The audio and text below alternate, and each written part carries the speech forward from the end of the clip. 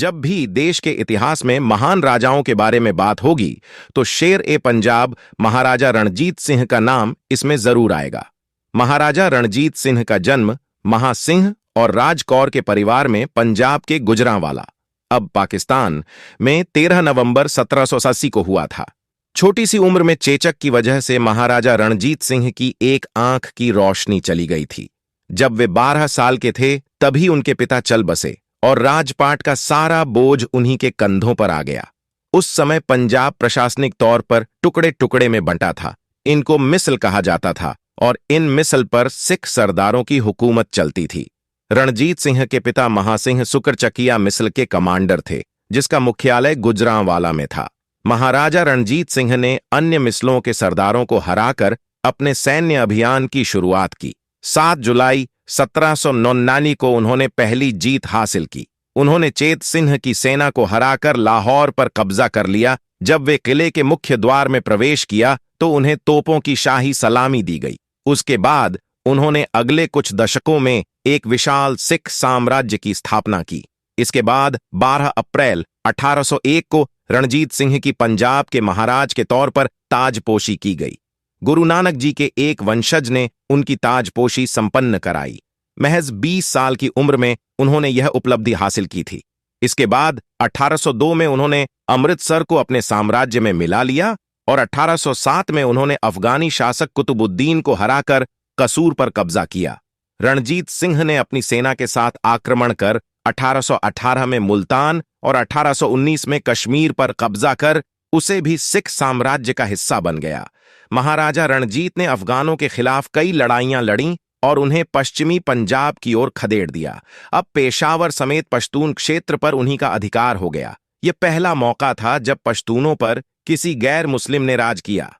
अफगानों और सिखों के बीच 1813 और 1837 के बीच कई युद्ध हुए।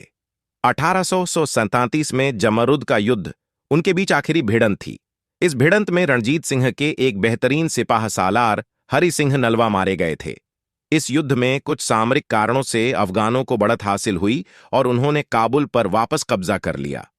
उन्होंने पहली आधुनिक भारतीय सेना सिख खालसा सेना गठित किया। उनकी सरपरस्ती में पंजाब अब बहुत शक्तिशाली सूबा था। इसी ताकतवर सेना ने लंबे अरसे तक ब्रिटेन को पंजाब हड़पने से रोके रखा। एक ऐसा मौका भी आया जब पंजाब ही एकमात्र ऐसा सूबा था जिस पर अंग्रेजों का कब्जा नहीं था। ब्रिटिश इतिहासकार J.T. व्हीलर ने लिखा है कि अगर वह एक पीढ़ी पुराने होते तो पूरे हिंदुस्तान को ही फतह कर लेते। महाराजा रणजीत खुद अनपढ़ थे, लेकिन उन्होंने अपने राज्य में शिक्षा और कला को बहुत प्रोत्साहन दिया। उन्होंने पंजाब में कानून एवं व्यवस्था कायम की और कभी भी किसी को मृत्युदंड नहीं दिया। उनका सूबा धर्मनिरपेक्ष था। उन्होंने हिंदुओं और सिखों से वसूले जाने वाले जजिया पर भी रोक लगाई। कभी भी किसी को सिख धर्म अपनाने के लिए विवश नहीं किया। इस बारे में वह कहते थे, भगवान ने मुझे एक आंख दी है, इसलिए उससे दिखने वाले हिंदू, मुस्लिम, सिख, ईसाई, अमीर, गरीब मुझे सभी बराबर दिखते हैं। उन्होंने तख्त सिंह पटना साहिब और तख्त सिंह हुजूर साहिब का निर्माण भी कराया। साथ ही उन्होंने अमृतसर के हरमंदिर साहिब गुरुद्वारे में संगमरमर लगवाया और सोना मढ़वाया। तभी से उसे स्वर्ण मंदिर कहा जाने लगा। दशकों तक शासन के बाद रणजीत सिंह का 27 जून 1829 को निधन हो गया।